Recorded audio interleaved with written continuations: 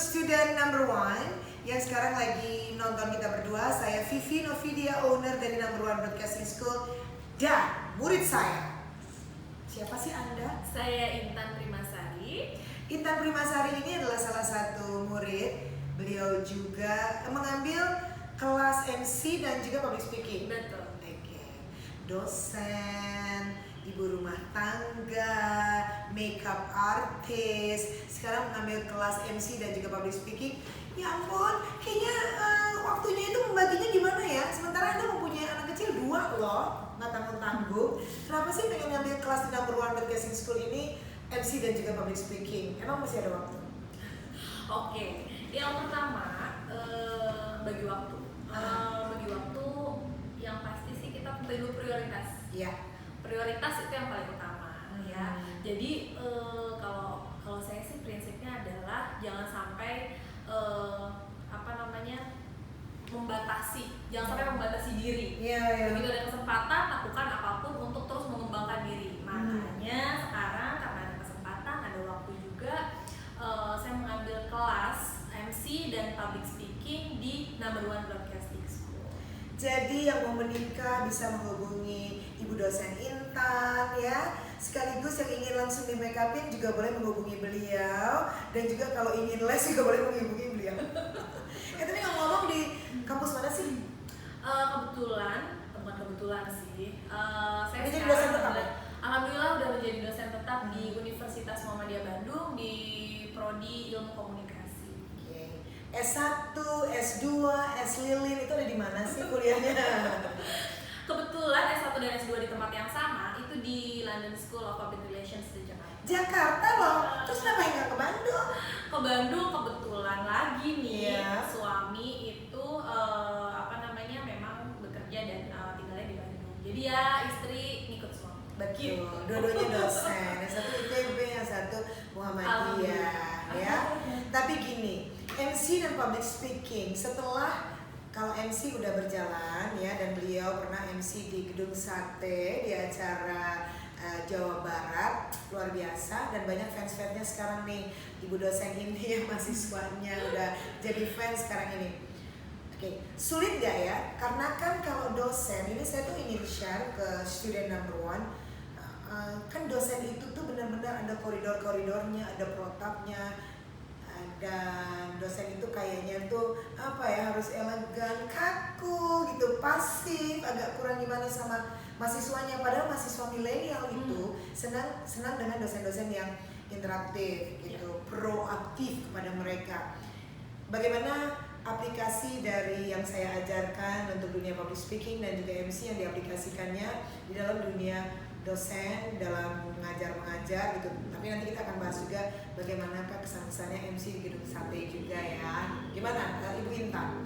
Oke, itu betul ya, betul sekali. Mahasiswa sekarang itu generasi sekarang terutama ya Mbak, itu kan milenial sekali. Jadi mereka juga akan lebih mudah dan lebih senang menerima masukan apapun gitu dari seseorang yang mereka anggap milenial juga gitu. Jadi kita sebagai dosen mau berapapun usianya, angkatan berapapun gitu milenial versus kolonial loh. Iya. Jadi berapapun usianya, berapapun angkatannya, itulah gunanya kita mengupdate diri, mengupgrade diri terus gitu ya, supaya bisa mengimbangi ke milenial dia. Yes. Dengan salah satunya belajar di Number One Broadcasting School. Karena Mbak Vivi ini kan praktisi, praktisi yang sampai saat ini masih aktif sekali, jadi sangat mengetahui apa sekarang yang sedang menjadi tren. Kita sangat tepat kalau belajar ya dengan yang terbaik lah jelas ya. Tapi dosen-dosen itu kan merasa bahwa ada koridor, ada barikade bahwa saya dosen, saya bukan yang praktisi dan agak susah untuk mengaplikasikan apa yang saya ajarkan ini gitu. Padahal memang di Number One Broadcasting School ini saya selain dengan kompetensi saya di bidang komunikasi, saya akan mengajarkan komunikasi di mana komunikasi tersebut akan diaplikasikan sesuai dengan kompetensi dari murid-murid saya sendiri, salah satunya untuk dosen atau MC gitu. Nah, banyak kan dosen-dosen yang merasa bahwa kayaknya tidak bisa diaplikasikan dalam kehidupan saya sehari-hari sebagai profesional dosen gitu. Iya apa enggak sih atau gimana? Kalau buat saya sih enggak ya, karena ya itu tadi gunanya kita mengupdate. Dimarahin nggak sih sama rektor kalau Anda sebagai dosen yang bergaul banget gitu?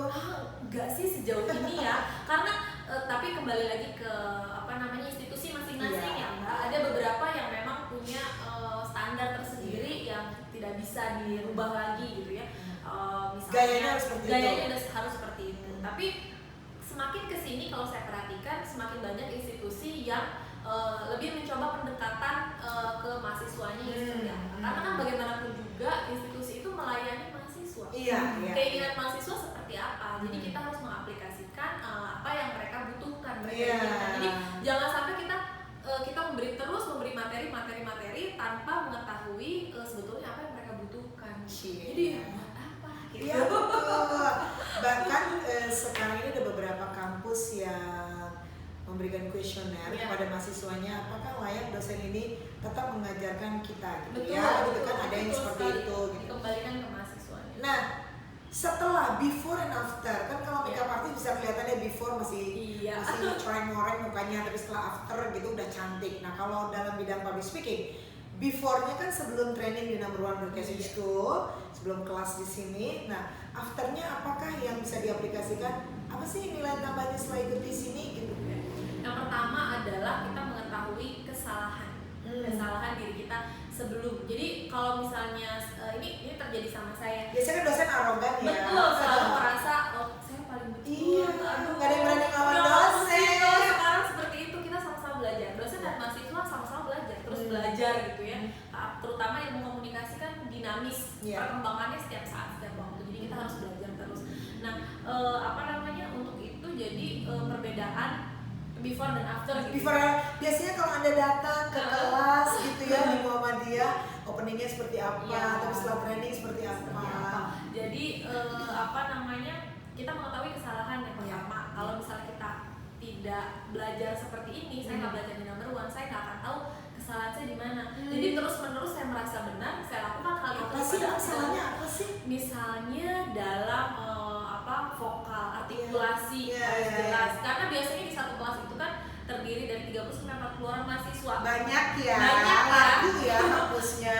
Nah, kalau misalnya saya tidak dengan artikulasi atau vokalisasi yang bagus dan jelas, capek.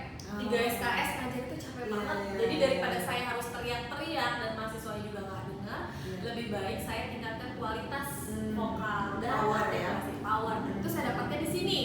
Yang tadinya apa sih ngomong apa? Iya, kamu suaranya kecil banget. Suaranya kecil gitu ya. Jadi itu semua bisa langsung dipraktek. Before dan after itu yang paling dan self confidence itu keluar dengan sendirinya ya. Betul, karena kita saya kan sudah tahu kesalahan saya dan saya sudah tahu harus bagian mana diperbaiki. Akhirnya lebih percaya diri dalam mengajar. Jadi penting ya untuk profesi dosen. Penting sekali. Dan akhirnya dosen becoming an MC gitu. Udah gitu langsung lagi event itu di Gedung Sate, di Jalan Diponegoro yang heboh itu ya kan gitu.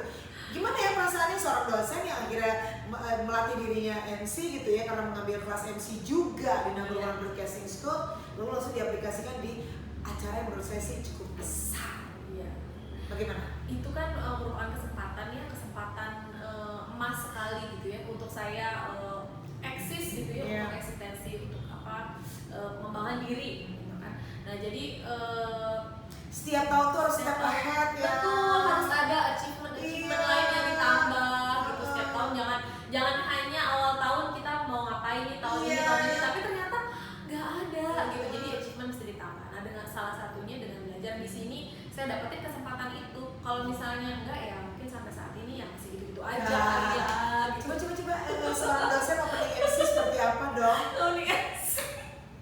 Oke. Ici, ditantang kok. Coba kameranya ke sini ya, konsep ke sini ya, kameranya. Yuk. Misalnya aku ya voice over misalnya aku. Selamat datang di Gedung Sate Bandung dalam acara Pekan Kerajinan Rakyat Provinsi Jawa Barat. Dan kita sambut penampilan MC kita, Intan Primasari. Assalamualaikum warahmatullahi wabarakatuh. Selamat datang di Gedung Sate di Kota Bandung untuk masyarakat Jawa Barat yang ingin Nggak apa-apa, itu adalah pemanasan ya. Anda terkejut kan? Kalau kemarin aku lihat